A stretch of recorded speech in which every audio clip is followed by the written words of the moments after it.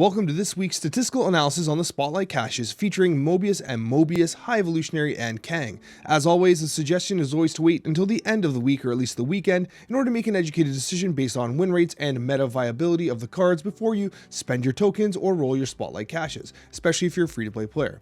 Let's get started. Now, first we have Mobius and Mobius. Now, I'm going to give it a recommendation to roll on the caches here. I think Mobius and Mobius is going to be a very good card moving forward. It hasn't landed quite as powerfully as we might have expected. Original kind of assumptions were a 5-star. It's kind of fallen into the 4-star range here, which is totally fine. Now, it has a 5-star impact on the meta. That is without question.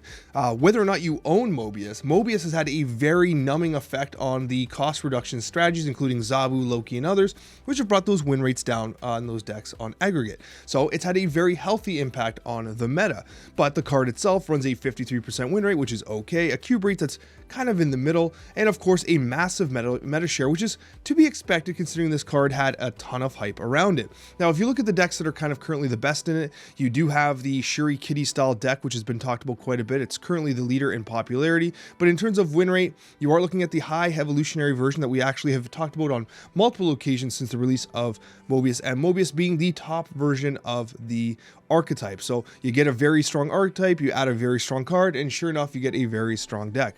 We have a move variation of Silky Smooth in there, and of course, we have the Sarah Control, variations of Sarah Control, which are not really performing up to snuff quite yet. So Sarah Control is a bit of a weaker side there, but people are trying it.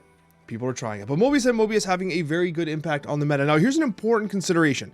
Is it returning to Spotlight caches? No, but it's in a bundle.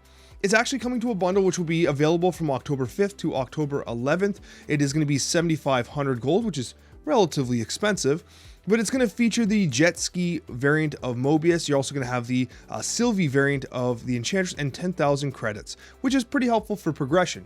Now, here's the thing. I'll be honest with you.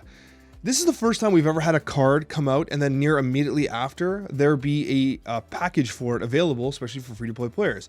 If you can consider how much, 3,000 tokens is, 3,000 tokens is not inexpensive.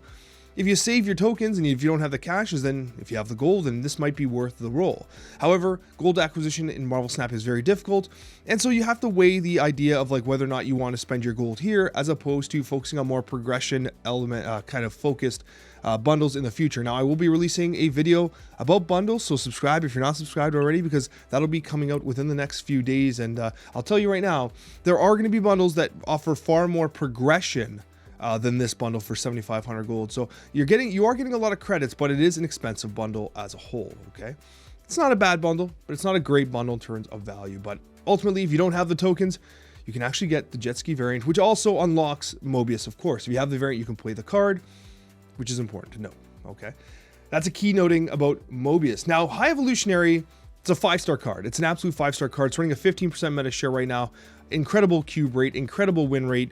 Literally, it's amongst the best deck in the game, running a 61% win rate.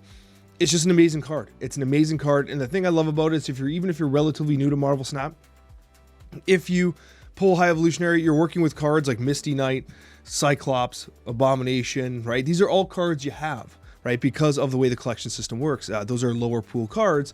So you get like this immediate deck. Yeah, you won't have Jeff, you won't have Mobius, but you're going to be able to make a very decent deck with High Evolutionary, even if you don't have all like the meta pieces, right? It's just a great card with a very high win rate. And honestly, 5 stars. It's just a fantastic list. It just always performs. It's not coming currently to another Spotlight cache. Thankfully, this is like the 3rd time it's been in there, including this particular variant. But it's definitely worth rolling your Spotlight caches if you do not have High Evolutionary already. It's definitely worth it. It's one of the best cards in the game, without question. And it's an archetype defining card, which is really important. So definitely worth unlocking. Kang the Conqueror.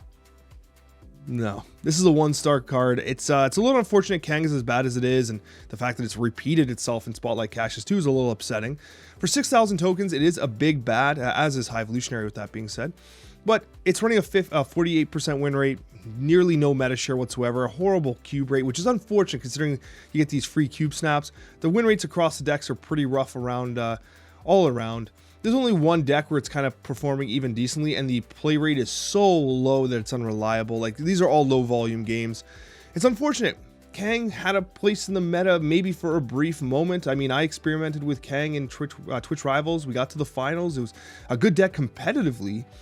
But on the latter, it's a completely different ball game, and Kang just doesn't live up to it, right? It just doesn't do it. So this is definitely a card you're not going to want to roll on for the Spotlight caches. The variant's not even that good, to be honest. It's not bad. It's a DJ. It's fine. But yeah, Kang the Conqueror is by far the weakest element of this particular showing. Regardless, that is the statistical analysis of the contents of the Spotlight caches. Got another video for you if you're interested in seeing more content. Hope this video helped you make a decision with regards to which cards you want to attack in those Spotlight caches. We'll see you in the next Marvel Snap video.